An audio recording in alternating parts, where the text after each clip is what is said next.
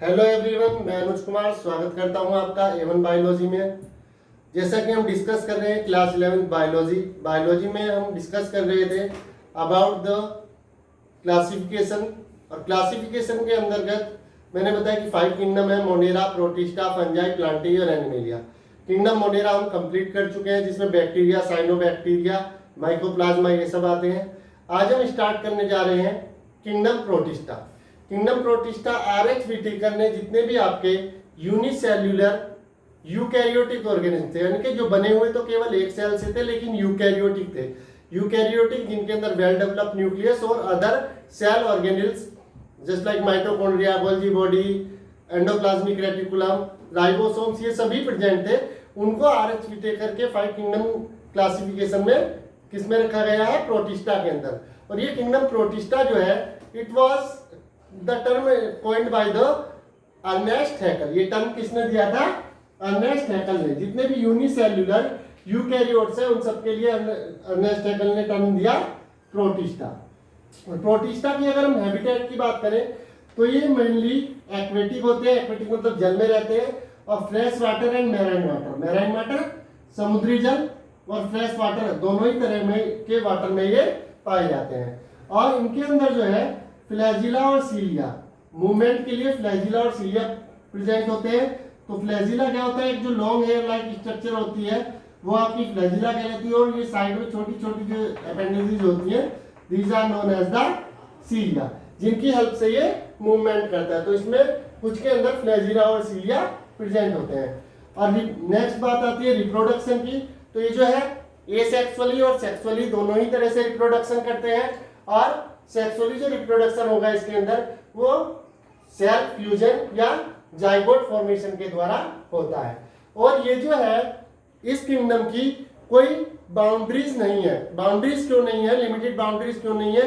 क्योंकि ये जो है इसमें प्लांट्स के भी करेक्टर है, एनिमल्स के भी करेक्टर है, फंगस के भी करेक्टर है, यानी कि एक लिंक बनाता है आपका मोनेरा और किंगडम प्लांटी, फंजाई और एनिमेलिया के बीच में। तो इसके अंतर्गत सभी के इसके अंदर करेक्टर्स हैं। तो ये जो है लिंक बनाता है with other dealing with plant, animal and fungi. बाकी सबके साथ क्या बनाता है? कनेक्टिंग लिंक बनाता है।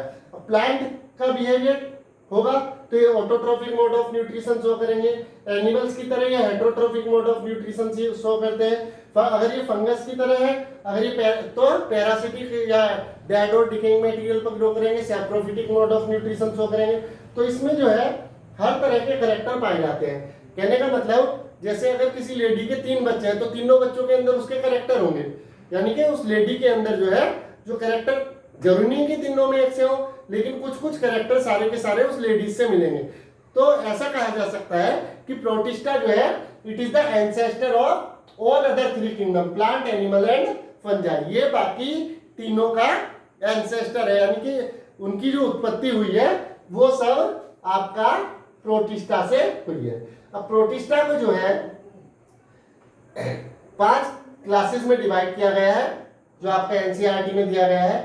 Chrysophytes, dinoflagellates, euglenoids, slime mould and protozoa. इनके करेक्टर के बेसिस पर किस तरह का मोड ऑफ न्यूट्रिशन है, किस तरह की सेल स्ट्रक्चर है, किस तरह का उसके अंदर रिप्रोडक्शन है, उनके बेसिस पर इनको 5 ग्रुप में बांटा गया है। Chrysophytes, dinoflagellates, euglenoids, slime mould and protozoa. तो अब इनकी 1 बाय 1 स्टडी करेंगे। तो आज हम पढ़ेंगे क्रायोफाइट्स। तो सबसे पहला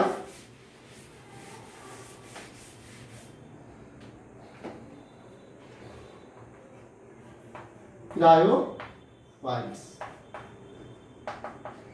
क्रायोफाइट्स के अंदर जो आते हैं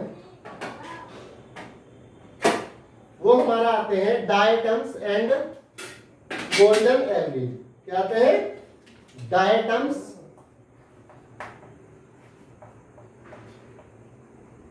एंड गोल्डन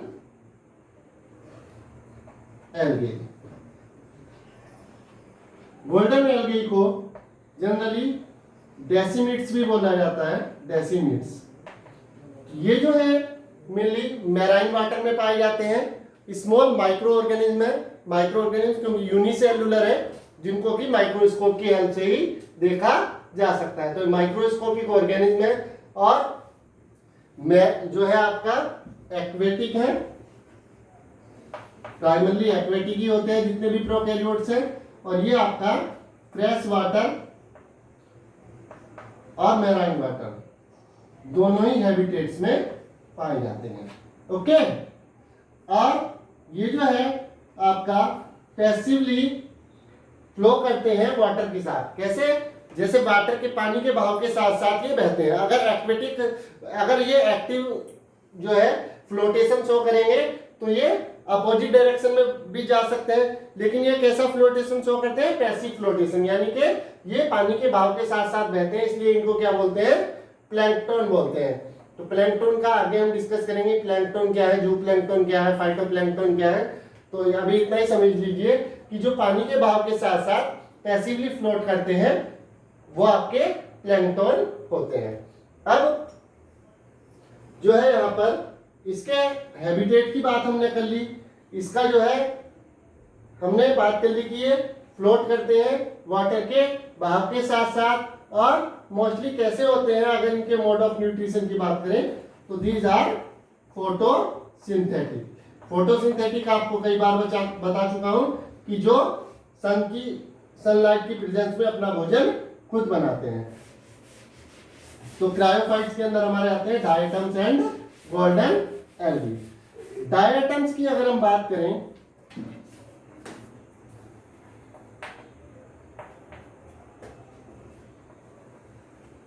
डायटम्स, तो ये डायटम्स क्या है? ये फोटोसिंथेटिक होंगे, इनके अंदर आपका फोटोसिंथेटिक के लिए क्या चाहिए? पिगमेंट चाहिए। तो इनके अंदर क्लोरोफिल ए,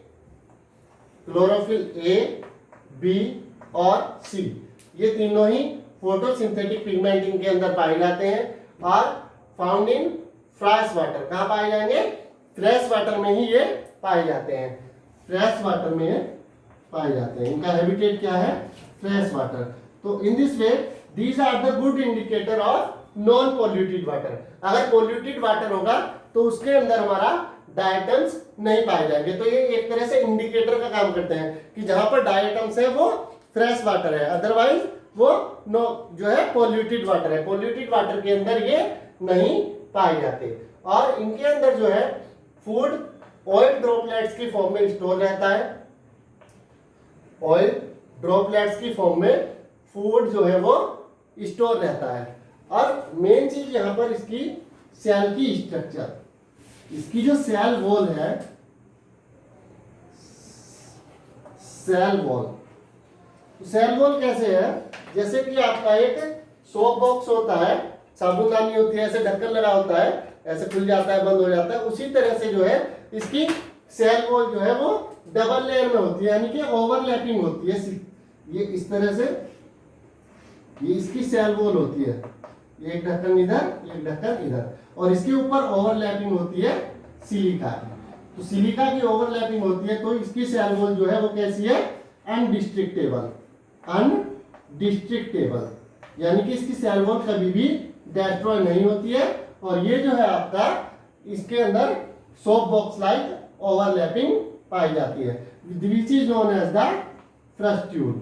इसकी सेल वॉल क्या बोलते हैं? फ्रस्ट्यूल भी बोलते हैं। ये सोप बॉक्स लाइक होती है और गुड इंडिकेटर है ये किसके? नॉन पॉल्यूटेड वाटर के।